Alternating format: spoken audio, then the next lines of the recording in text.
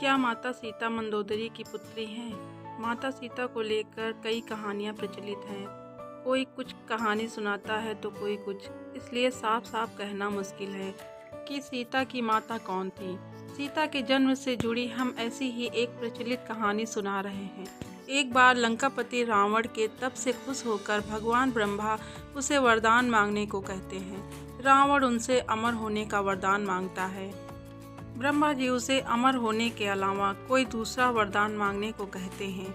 रावण वरदान में मांगता है कि मुझे सुर, असुर, पिशाच, नाग, किन्नर या अप्सरा कोई भी ना मार सके। रावण मनुष्य द्वारा न मारे जाने के बारे में नहीं बोलता है, क्योंकि वह मनुष्य को तिनके के समान समझता था।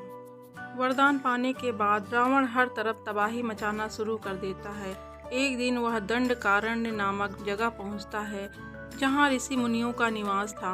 रावण को ऋषि मुनियों को मारना उचित नहीं लगा, लेकिन वो उन ऋषि मुनियों के रक्त को एक कमंडल में भर कर साथ ले जाता है। वह कमंडल ग्रसमद ऋषि का था, जो पुत्री की लालसा में माता लक्ष्मी से प्रार्थना कर रहे थे कि वह उनके घर पुत्री के रूप में जन्म ले। इसके लिए ग्रसमद ऋषि रोजाना पूजा पाठ के दौरान पवित्र मंत्र पढ़कर दूध की कुछ बूंदें कमंडल में डाला करते थे, जिसमें रावण रक्त भरकर अपने साथ ले गया था। रावण कमंडल को लंका ले गया और वह पहुंचकर कमंडल अपनी पत्नी मंदोदरी को देकर कहता है, यह विषैले रक्त से भरा है, इसे संभाल कर रखना और किसी को मत देना। कुछ दिन बाद बिहार के लिए रावण किसी पर्वत पर चला जाता है। मंदोदरी को इस तरह रावण का जाना अच्छा नहीं लगता। वो मृत्यु प्राप्त करने के लिए कमंडल में भरे विष का पान कर लेती है। कमंडल के रक्त को पीने के कुछ समय बाद मंदोदरी गर्भवती हो जाती है। गर्भवती होने के बाद मंदोदरी घबरा जाती है कि महल में मौजूद अन्य लोग उसके बारे में क्या सोचेंगे।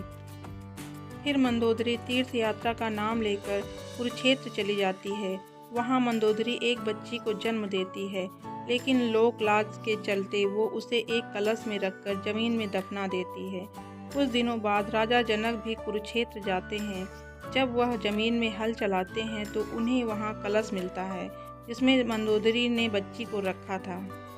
बच्ची को कलश से निकालते ही आसमान से फूलों की वर्षा होने लगी है और साथ में आकाशवाणी भी होती है। आकाशवाणी में राजा जनक द्वारा उस कन्या के लालन पालन की बात कही जाती है। हल के शीत से टकराने की वजह से कलश मिला था, इसलिए राजा जनक ने कन्या का नाम सीता रखा।